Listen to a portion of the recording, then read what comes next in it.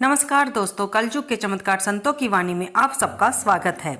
दोस्तों, आज हम सुनेंगे कि विशाख पूर्णिमा के दिन, जो कि 5 मई को आ रही है, दिन शुक्रवार को, इस दिन हमें कौन सी कथा सुननी चाहिए ताकि अगर हम व्रत रख रहे हैं तो हमें व्रत का पूरा फल मिले, और अगर हम व्रत ना भी रख रहे हों तो भगवान की कथा सुनने से हमें पुण्य की प्राप्ति हो।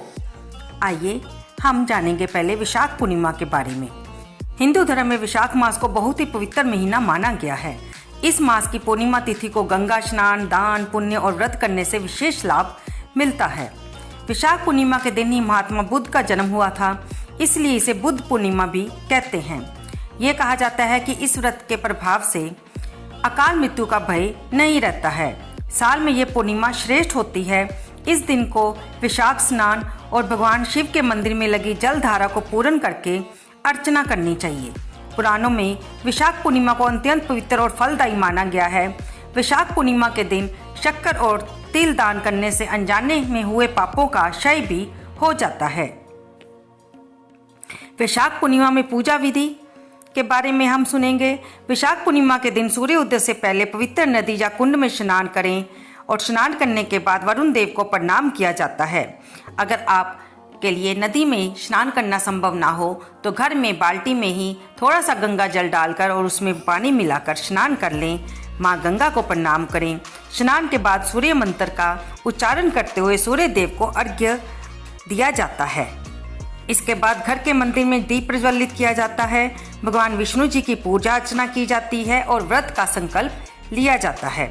इस दिन सत्यनारायण भगवान की कथा भी की जाती है और दिन भर भगवान का अधिक से अधिक ध्यान करना चाहिए। शाम को चंद्रमा को अर्घ्य दिया जाता है। इसके बाद भगवान को भोग लगाया जाता है और सिर्फ सात्विक आहार का भोग लगाया जाता है।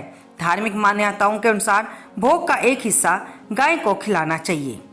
दोस्तों, अब हम सुनेंगे कि इस दिन हमें कौन सी कथा सुननी चाहिए ताकि हमारा व्रत सफल हो और हमें सुनने और पढ़ने से और सुनाने से पुण्य की प्राप्ति हो। द्वापर युग में एक बार यशोदा माँ ने श्री कृष्ण से कहा कि वह सारे संसार के उत्पादनकर्ता और पालनहारी हैं। वे उन्हें ऐसा व्रत बताएं जिसको करने से मृत्यु लोक में भी स्त्रियों को विधवा होने का भय ना रहे तथा वह व्रत सभी मनुष्यों की मनोकामनाओं को पूर्ण करने वाला हो। श्री कृष्ण जी ने उन्हें एक ऐसे व्रत को विस्तार से बताया कि ये व्रत भगवान शिव के प्रति मनुष्य मात्र की भक्ति को बढ़ाने वाला व्रत है और अचल सौभाग्य देने वाला है। यशोदा जी कहने लगी कि इस व्रत को मृत्यु लोक में किसने किया था। तब भगवान श्री कृष्ण ने कहा कि इस भूमंडल पर अनेक प्रकार के रत्नों से परिपूर्ण कातिका नाम की एक नगरी थी। वहाँ चंद्रहास नामक राजा राज्य करता था। उसी नगर में धनेश्वर नाम का एक ब्राह्मण था और उसकी स्त्री बहुत सुंदर थी जिसका नाम रूपवती था। दोनों ही उस नगरी में बड़े प्रेम से रहते थे। उनके घर में धन धान्य की कोई कमी नहीं थी, परंतु उनको बहुत बड़ा दुख था कि उनके कोई संतान नहीं थी। एक समय एक बड़ा योगी उस नगरी में आया। वह योगी उस ब्राह्मण के घर को छोड़कर अन्य सभी घरों में भिक्षा लेकर भोजन किया करता था। वह रूपवती से कभी भी भिक्षा नहीं लेता था। एक दिन वह योगी रूपवती से भिक्षा ना लेकर किसी अन्य घर से भिक्षा लेकर गंगा किनारे जाकर प्रेम पूर्वक खा रहा था। तभी धनेश्वर ने योगी को ऐसा करते हुए देख लिया। अपनी भिक्षा के अनादर से दुखी होकर धनेश्वर योगी से पूछने लगे कि वह सभी घरों से भिक्षा लेते हैं लेकिन उसके घर से भिक्षा क्यों नहीं लेते, इसका क्या कारण है। तब योगी ने कहा कि निसंतान के घर की भीख पतितों के अन्न के समान होती है और जो पतितों का अन्न खाता है वह पतित हो जाता है। क्योंकि वह निसंतान है इसलिए पतित हो जाने के भय से वह उनके घर की भिक्षा नहीं लेता। धनेश्वर ये बात सुनकर बहुत दुखी हुआ और हाथ जोड़कर योगी के पैरों में गिर पड़ा और कहने लगा कि यदि ऐसा है तो वह उसे पुत्र प्राप्ति का उपाय बताएं। वह तो सब कुछ जानने वाले हैं, इसलिए उस पर अवश्य कृपा करें। धन की उसके घर में कोई कमी नहीं है, लेकिन कोई संतान न होने के कारण वह बहुत दुखी रहता है। उसने योगी से प्रार्थना की कि वह उसके इस दुख का हरण करें।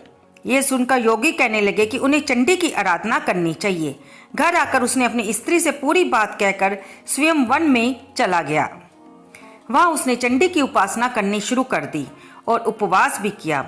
चंडी ने 16वें दिन उसको स्वप्न में दर्शन दिए और कहा कि उसके यहाँ पुत्र होगा, परंतु वह 16 वर्ष की आयु में मृत्यु को प्राप्त होगा। यदि वह दोनों स्त्री पुरुष 32 पूर्णिमाओं का व्रत विधि पूर्वक करेंगे तो वह दीर्घायु हो जाएगा। जितनी जिनकी सामर्थ्य है आटे के दिए बनाकर शिव जी भगवान का पूजन करना, परंतु पूर्णिमा के व्रत 32 होने चाहिए। प्रातःकाल होने पर इस स्थान पर समीप एक आम का वृक्ष दिखाई देगा। उस वृक्ष पर चढ़कर फल तोड़कर शीघ्र उसे अपने घर ले जाना और अपनी स्त्री को सारा वृत्तांत बताना। ऋतु स्नान करने के बाद वे स्वच्छ होकर श्री भगवान शंकर भगवान का ध्यान करके उस फल को खा लें, तब शंकर भगवान की कृपा से वह गर्भवती हो जाएगी। जब वह ब्राह्मण प्रातःकाल उठा तो उसने एक स्थान के पास ही आम का वृक्ष देखा जिस पर बहुत सुंदर आम का फल लगा हुआ था। उस ब्राह्मण ने आम के वृक्ष पर चढ़कर फल को तोड़ने का प्रयास किया, परंतु वृक्ष पर कई बार कोशिश करने पर भी वह चढ़ नहीं पाया। तब उस ब्राह्मण को बहुत चिंता हुई और वह विघ्न विनाशक श्री गणेश भगवान जी की वंदना करने लगा। वह उस पर कृपा करके इतनी शक्ति दे कि वे अपने मनोरथ को पूरा कर सके। इस प्रकार गणेश जी की प्रार्थना करने पर उनकी कृपा से धनेश्वर वृक्ष पर चढ़ गया और उसने सुंदर आम के फल को तोड़ लिया और घर आकर वह फल अपनी स्त्री को दिया। उसकी स्त्री ने अपने पति के कहे अनुसार वह फल खा लिया और गर्भवती हो गई। देवी जी की असीम कृपा से एक अत्यंत सुंदर पुत्र उत्पन्न हुआ जिसका नाम उन्होंने देवीदास रखा। बालक शुक्ल पक्ष के चंद्रमा की भांति अपने पिता के घर में बड़ा होने लगा।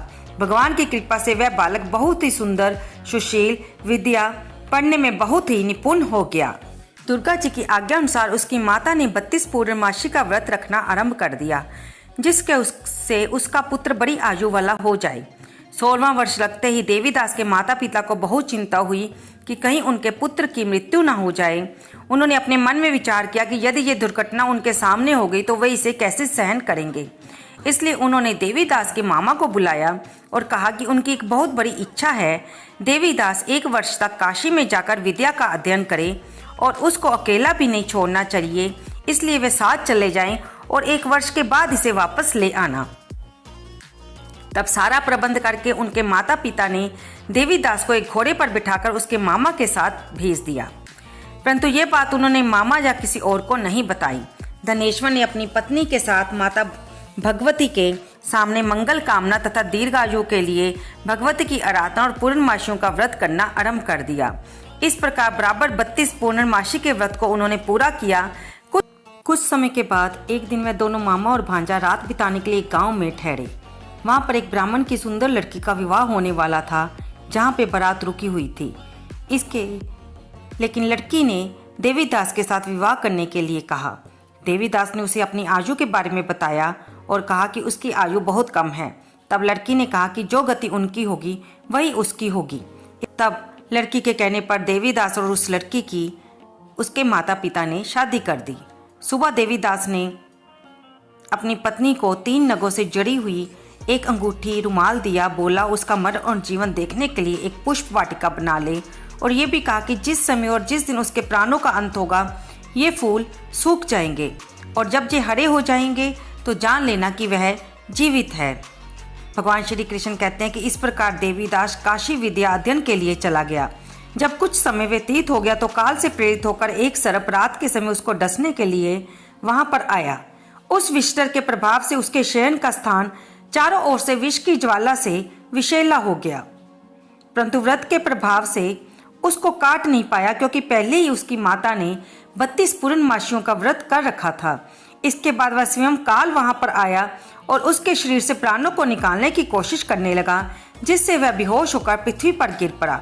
भगवान की कृपा से उसी समय माता पार्वती भगवान शंकर के साथ वहां आ गई। उसको बेहोश दशा में देखकर पार्वती जी ने भगवान से प्रार्थना की और कहा कि इस बालक की माता ने पहले ही 32 पूर्णमासियों का व्रत की पूरा किया है और वह उसे प्राण दान दे।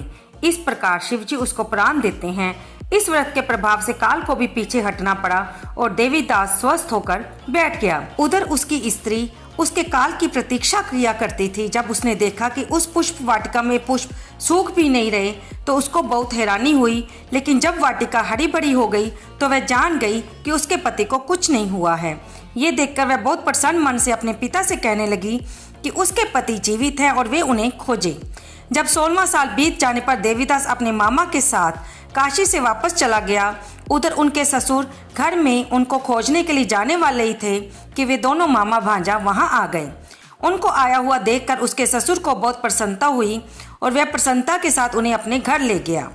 वहां पर नगर के निवासी भी इकट्ठे हो गए और कन्या ने भी लड़के को पहचान लिया। कुछ दिन बाद देवीदास अपनी पत्नी और मामा के साथ बहुत से उपहार लेकर अपने नगर में चले आए। वह अपने गांव के निकट पहुंच गए तो कई लोगों ने उनको देखकर उसके माता पिता को पहले ही खबर दे दी कि उनका पुत्र देवीदास अपनी पत्नी और मामा के साथ बहुत से उपहार लेकर आ रहा है। ऐसा सुनकर उसके माता पिता बहुत खुश हुए।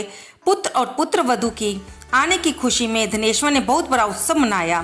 तब भगवान श्री कृष्ण जी कहते हैं कि धनेश्वर 32 पूर्णमासी के प्रभाव से पुत्रवान हुआ। जो व्यक्ति इस व्रत को करते हैं जन्म जन्मांतर के पापों से छुटकारा प्राप्त कर लेते हैं।